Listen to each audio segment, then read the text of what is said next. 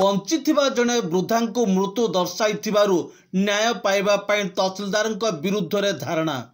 नमस्कार दर्शक, Zee TV Bharat Odia news channel को आपण मानकु स्वागत करूछि। मु रामदास। चैनल को सब्सक्राइब कर नथिले सब्सक्राइब करंतु, खबरटी को शेष जाय देखंतु, आवश्यक स्थले अन्य को शेयर करंतु। रायगड़ा कांग्रेस भवन पछ पाखरे रहउतबा जने वृद्धा श्रीमती पार्वती पटनायक स्वामी शंकर राव पटनायक गतकाली ठारू तहसीलदार कार्यालय सम्मुख में तहसीलदार एवं रेवेन्यू सुपरवाइजर देवी प्रसाद मल्लिक विरुद्ध रे धारणा रे बसिछि।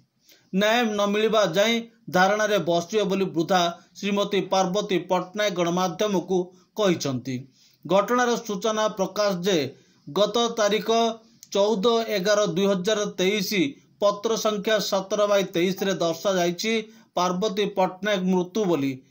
यह सुनिबा परे पचारिबाको तहसीलदार निकट को जाइथिला पार्वती पटनायक। सेठारे तहसीलदार तांकु दुर्व्यवहार करिथिबारु न्याय पाई धारणा रे बसिथिबा जणा पड़िछि। तेबे आसंतो पार्वती पटनायक कौन कहउचंती सुनिबा। एथि संपर्क रे तहसीलदार किंबा रेवेन्यू सुपरवाइजर प्रतिक्रिया मिली नाही। कौन तमरो घटना कहलो?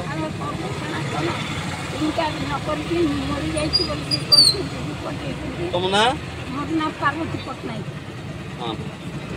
मर जाइए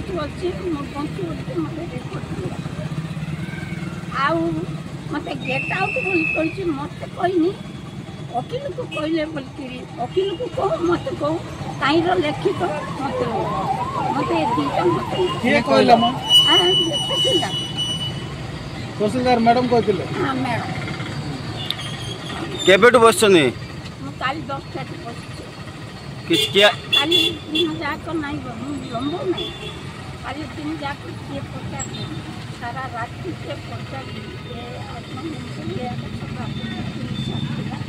किंतु किए जन आज के मत कोई पड़ा एबे आसचंती कहला कि मर जाए तो बोलिए कोई नहीं लागू आउरी कहीं बंच से बंची लगा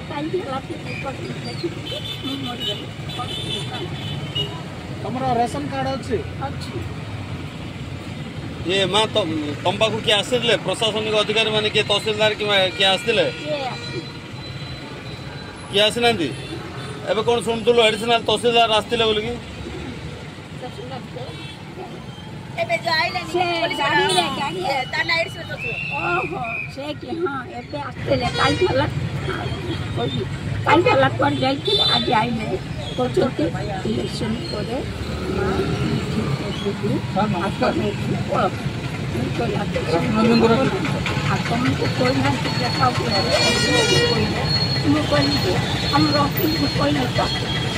लिखिकी दियो आ मोर कामटा इलेक्शन करे करदेवी बोल मत लिखी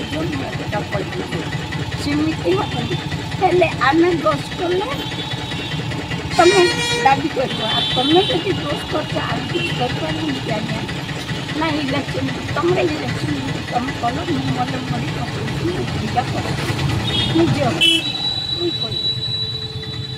रायगड़ू दीपक कुमार पृष्टि रिपोर्ट, जीटीवी भारत ओडिया।